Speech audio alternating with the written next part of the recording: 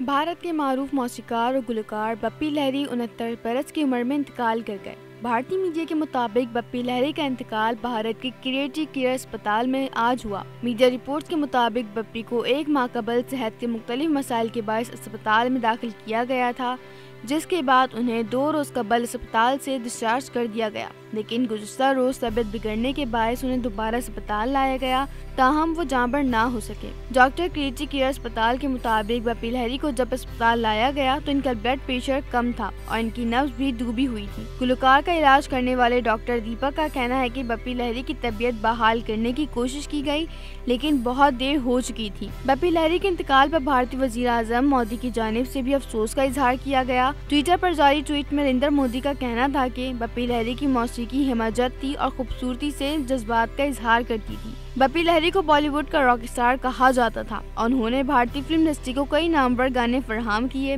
बप्पी लहरी 1970 और 80 के अवाखिर में भारत की मशहूर फिल्मों चलते चलते, डिस्को डांसर और शराबी के गाने भी गाए। उन्होंने अपना आखिरी गाना भंकास 2020 की फिल्म बागी 3 के लिए तैयार किया था। बप्पी लहरी ने चंद दिन कबल लता मंगेशकर के इंतकाल पर लता के साथ अपने बचपन की तस्वीर भी शेयर की थी। सब्सक्राइब करें और बेल दबाएं ताकि कोई खबर रह न जाए।